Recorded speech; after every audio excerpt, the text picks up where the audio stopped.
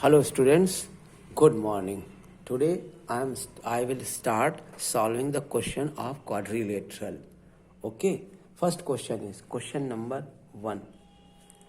In a parallelogram, bisector of any two consecutive angle intersect at right angle. ये property में भी मैंने बताया आपको पैरेललोग्राम के, और यहाँ पे मैं आपको उसको प्रूफ करके दिखा रहा हूँ. हमें प्रूफ करना है angle A P B is right angle 90 degree. ठीक है. अब आपको मालूम है कि ये पैरेललोग्राम है, तो A B C D is a parallelogram, then A D is parallel to B C. AD is parallel to BC. Okay, then और AB क्या काम करेगा? ट्रांसवर्सल का काम करेगा.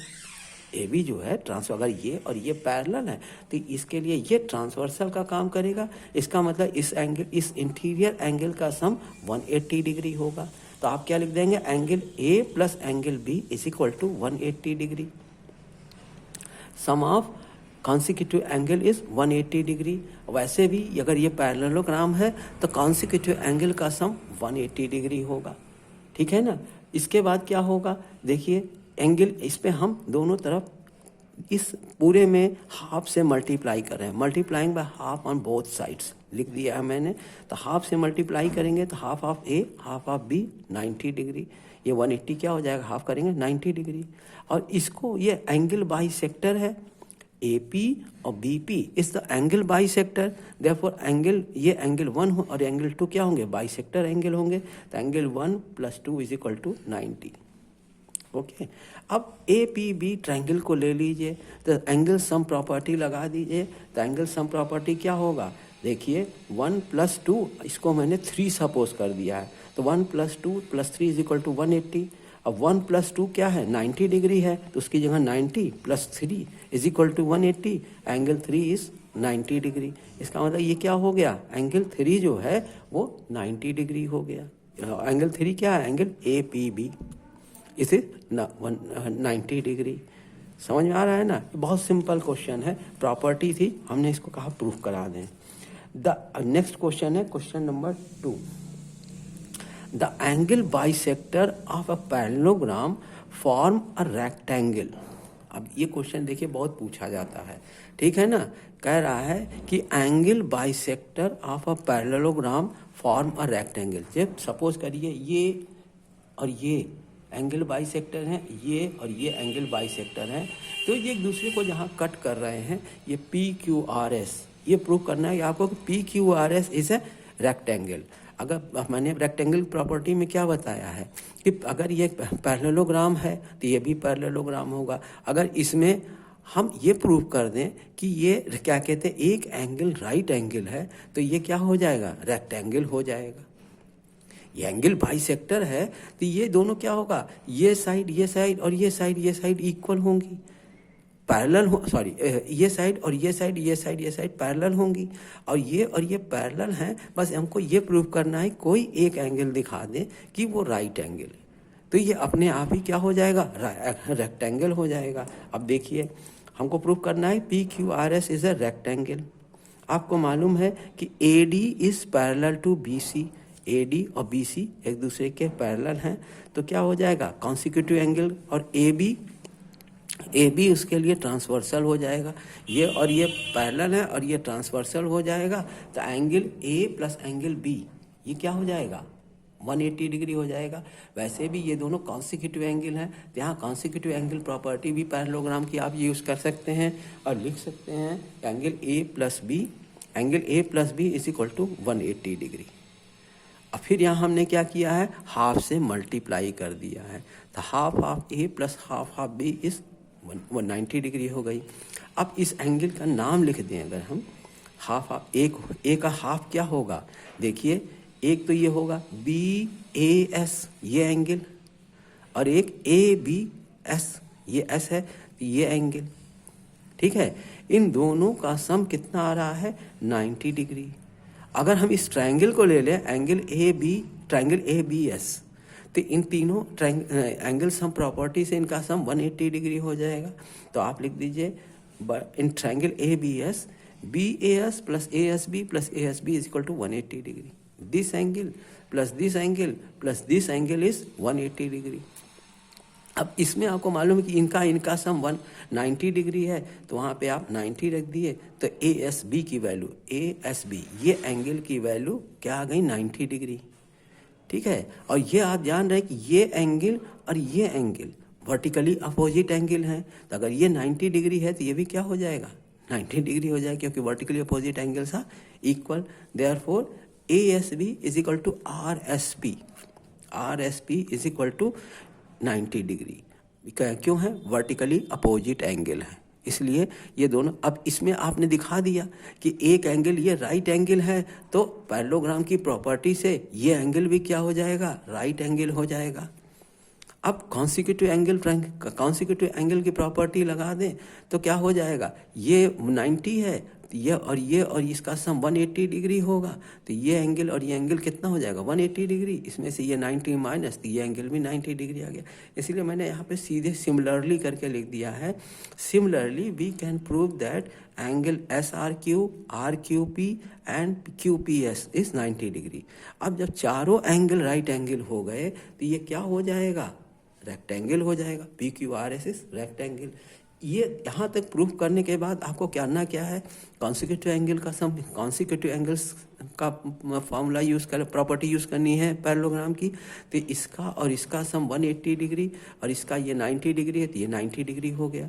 अब इसके बाद दिखा दीजिए पैरेललोग्राम है तो ये क्या हो जाएगा, अपोजिट एंगल्स आर इक्वल, तो angle P is equal to angle R, तो ये भी एंगल R भी 90 डिग्री हो गया।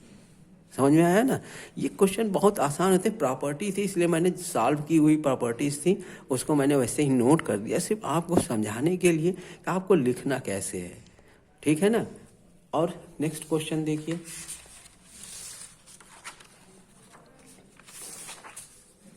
एक क्वेश्चन ये क्वाड्रिलेटरल का है कि in a quadrilateral ABCD AO and BO are bisector of angle A and B. Prove that angle AOB is equal to half C plus half C plus D. This angle is equal to half C और D. अभी आपने यही चीज prove किया है parallelogram में। अगर ये रेक्टेंगल कोई भी क्वाड्रिलेटरल है और उसमें एंगल बाइसेक्टर दिया हुआ है, तब आपको प्रूव करना पड़ेगा कि angle AOB is equal to angle C plus angle half of angle C plus D। अब आपको ये मालूम है कि ये AOB इज ए ट्रायंगल और इसका सम क्या होगा, 180 डिग्री होगा। तो एंगल 1 ले लिया, इसको 2 ले लिया, इसको AOB लिख दिया, तो angle AOB plus 1 plus 2 is equal to 180 degree.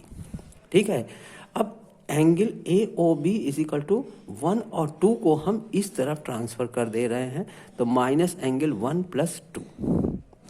ठीक है, अब ये एंगल 1 और 2 क्या है, ये हाफ हाफ एंगल है और ये हाफ हाफ एंगल भी है, क्योंकि ये एंगल बाइसेक्टर है। तो इसको क्या लिख सकते हैं, 1 की जगह लिख सकते हैं हाफ हाफ ए, अब 2 की जगह हाफ हाफ बी। अब इसमें से हमने हाफ कॉमन कर लिया, तो 180 minus half of A plus B. ठीक है, अब ये क्या कहते हैं, अब ध्यान दीजिए कि आपको ये मालूम है कि sum of the angles of a quadrilateral is 360 degree. तो यहाँ A plus B plus C plus D is equal to 360 degree. हम A प्लस B की वैल्यू यहाँ से निकालना चाहें तो क्या होगा, C प्लस D को उस तरफ माइनस में भेज दें, तो angle A plus angle B is equal to 360 degree minus angle C plus angle D। ठीक है, minus angle C plus angle D। अब हम क्या करें, एंगल A प्लस B की जगह पे ये वैल्यू रख दें, 360 माइनस C प्लस D। तो देखिए 180 half of 360 minus C plus D, हमने A प्लस B की वैल्यू रखी है, हाफ बाहर रहेगा। अब क्या करें, इसको अंदर हाफ को मल्टीप्लाई कर दें, तो angle AOB is equal to क्या हो जाएगा, 180, 360 का आधा 180 प्लस ये माइनस यहाँ आएगा तो प्लस हो जाएगा, plus half of C plus D। अब 180 और 180 कैंसिल आउट हो जाएगा, तो angle AOB is equal to क्या हो जाएगा, half C plus angle half of D। Okay, अब नेक्स्ट क्वेश्चन देखिए, ये है आपके एक्सरसाइज का क्वेश्चन है, ठीक है ना। शायद ये क्वेश्चन नंबर 5 है और ये क्वेश्चन नंबर 6 है। ठीक है, बताता हूँ आपको, ये क्वेश्चन नंबर 4 और 6 है। ये क्वेश्चन नंबर 4 है और ये क्वेश्चन नंबर 6 है, आपके एक्सरसाइज का है, ठीक है ना। Question number 4। अब ये कौन सी एक्सरसाइज है? Exercise 10th A, exercise 10A का है ये सब, ठीक है ना। ये भी एक्सरसाइज 10th A का है। अब ध्यान दीजिए, in adjoining figure ABCD is a square, ABCD is a square and triangle EDC is an equilateral triangle. EDC is an equilateral triangle. Prove that AE is equal to BE. AE is equal to BE. और angle DAE, angle DAE मतलब ये angle कितना होना चाहिए? 15 degree. अब देखिए कैसे हो सकता है आंसर में। देखिए पहली चीज हम ये ले लें triangle ADE and triangle BCE। Triangle ADE and triangle BCE। Okay, अब इसको देखिए, इसमें ध्यान दीजिए। तो आप पहले कहें ये इक्विलेटरल ट्रायंगल है, तो ये साइड्स इक्वल है और इसके सारे एंगल्स 160 डिग्री होंगे। और ये स्क्वायर है तो इसके ये चारों साइड्स इक्वल होंगे, ठीक है, स्क्वायर की प्रॉपर्टी के हिसाब से। इसका मतलब क्या है कि ये साइड और ये साइड तो इक्वल होगा, क्योंकि अगर ये साइड इक्वल है तो ये साइड इसके लिए भी इक्वल है, तो ये साइड और ये साइड भी इक्वल हो जाएगा। तो आप क्या लिख देंगे? AD is equal to DE, AD is equal to ED, ठीक है। एक चीज ये इक्वल हो गया। दूसरी चीज ये ध्यान दीजिए कि इस ट्रायंगल में जो है ये दोनों ये और ये साइड इक्वल हो गया। अब एंगल देखिए, तो ये साइड और ये साइड इक्वल होगा इस ट्रायंगल में। ये साइड और ये दोनों ट्रायंगल लिया है ना मैंने, तो ये साइड और ये साइड एंगल EC, ठीक है। और ये साइड इक्वल होगा AD, यहाँ DE, सॉरी गलत लिख दिया मैंने, DE is equal to EC, DE is equal to CE। और दूसरा क्या होगा? AD is equal to BC, AD is equal to BC, ठीक है। ये साइड्स इक्वल हो गए। और देखिए ये एंगल 60 डिग्री है और ये 90 डिग्री है, क्योंकि ये स्क्वायर है तो स्क्वायर का एंगल 90 डिग्री और ये 60 डिग्री। इसमें भी क्या होगा? ये 60 डिग्री होगा, ये 90 डिग्री होगा। इसका मतलब ये दोनों एंगल इक्वल होंगे, ये पूरा एंगल इक्वल होगा। तो angle ADE equal to angle BCE, angle BCE कितना हो जाएगा? दोनों का सम करें तो 90 + 60 150, दोनों 150 के इक्वल हैं। तो ये एंगल साइड से क्या हो रहा है? कॉन्ग्रुएंट हो जा रहा है। तो triangle ADE is congruent to triangle BCE। ये कॉन्ग्रुएंट हो गया। जब ये दोनों ट्रायंगल कॉन्ग्रुएंट हो गए तो इससे क्या प्रूफ हो गया? AE is equal to BE। तो इससे प्रूफ हो गया AE is equal to BE। ये क्या क्या है? बाई SAS है और ये बाई CPCT है।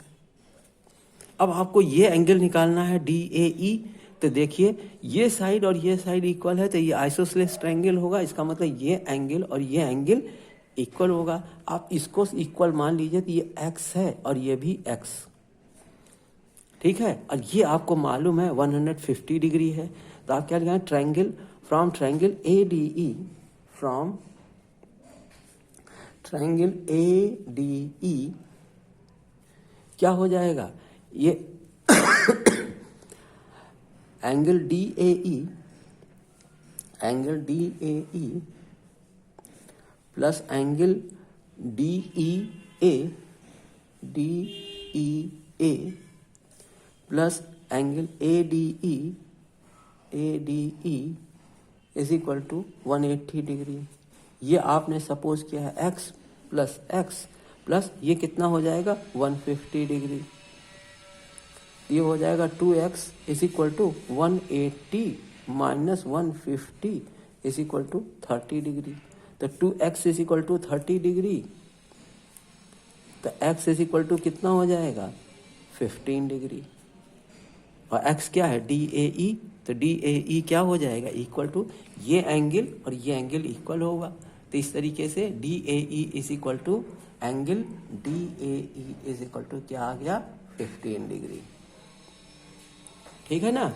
अब यहाँ आइए एक और क्वेश्चन देखिए 6th वाला। इसमें है in the adjoining figure ABCD is a quadrilateral. ABCD is a quadrilateral in which AB is equal to AD. This side and this side are equal. BC is equal to DC. BC is equal to DC. Prove that AC bisect angle A and C. ये जो AC है इस angle और इस angle को bisect कर रहा है। दूसरा आपको दिखाना है BE is equal to DE. This is BE is equal to DE. ठीक है। और तीसरा दिखाना है कि angle ABC, angle ABC is equal to angle ADC, ये दोनों एंगल भी इक्वल हैं। अब देखिए हम सबसे पहले कैसे करेंगे, ट्रायंगल ABC और ट्रायंगल ADC ले लें। ठीक है, ट्रायंगल आंसर में देखिए from triangle ABC and triangle ADC, इसमें ये गिवन है ये साइड और ये साइड इक्वल है, तो AB is equal to AD। और क्या दिया है BC is equal to DC, BC is equal to DC, ये गिवन है। ठीक है, और AC कॉमन साइड है इनका, इस दोनों ट्रायंगल के लिए कॉमन साइड है AC, तो AC is equal to AC common. तो क्या हो गया, साइड से ये ट्रायंगल कॉन्ग्रुएंट हो गया। तो triangle ABC is congruent to triangle ADC। ठीक है, बाई S। अब अगर ये कॉन्ग्रुएंट हो गया तो इससे एक चीज प्रूव हो गया कि ये एंगल और ये एंगल आपस में इक्वल होंगे। ठीक है ना। तो अगर ये दोनों एंगल इक्वल हैं तो क्या हो जाएगा, एंगल BAC जो AC है वो bisector of angle A and C हो जाएगा। तो क्या हो जाएगा BAC equal to BAC is equal to DAC and angle BCA is equal to DCA, angle DCA। ठीक है ना। तो ये क्या हो गया, इसका मतलब कि ये दोनों जब इक्वल है तो AC is the bisector of angle A and B। This shows that AC is the bisector of angle A। पहली चीज प्रूफ हो गई। अब BE is equal to DE और एंगल ABC, देखिए इससे ये भी प्रूफ हो रहा है कि ABC is equal to ADC, क्योंकि अगर ये ट्रायंगल कॉन्ग्रुएंट है तो ये दोनों क्या हो जाएंगे, दोनों एंगल भी इक्वल हो जाएंगे। तो angle ABC is equal to angle ADC by CPCT। अब हमको ये प्रूव करना रह गया BE is equal to DE। इसके लिए हम क्या करें कि ये दोनों ट्रायंगल ले लें। देखिए जगह थोड़ा कम है, ध्यान दीजिएगा। ठीक है, triangle ABE and triangle ADE। तो इसमें ये मालूम है कि ये और ये साइड इक्वल है, तो angle AB is equal to AD। दूसरे ये मालूम है कि ये एंगल और ये एंगल इक्वल है, क्योंकि अभी आपने प्रूफ किया है। ठीक है, तो angle BAE equal to angle DAE, angle DAE। और ये साइड कॉमन है, तो AE इक्वल टू AE, तब ये ट्रायंगल क्या हो गया, कॉन्ग्रुएंट हो गया by side angle side, this side angle and side. तो triangle ABE is congruent to triangle ADE। जब ये कॉन्ग्रुएंट हो गया तो BE और DE इक्वल हो गए। तो आप क्या लिख सकते हैं, यहाँ पे लिखेंगे बाई SAS और यहाँ लिख देंगे BE is equal to DE by CPCT। Proof हो गया ना। अब आपको नेक्स्ट उसमें वीडियो में हम और क्वेश्चन करके दिखाएंगे, ठीक है। आपका पूरा क्वाड्रिलेटरल एग्जाम से पहले मैं रिवाइज करा दूंगा। Okay, thank you.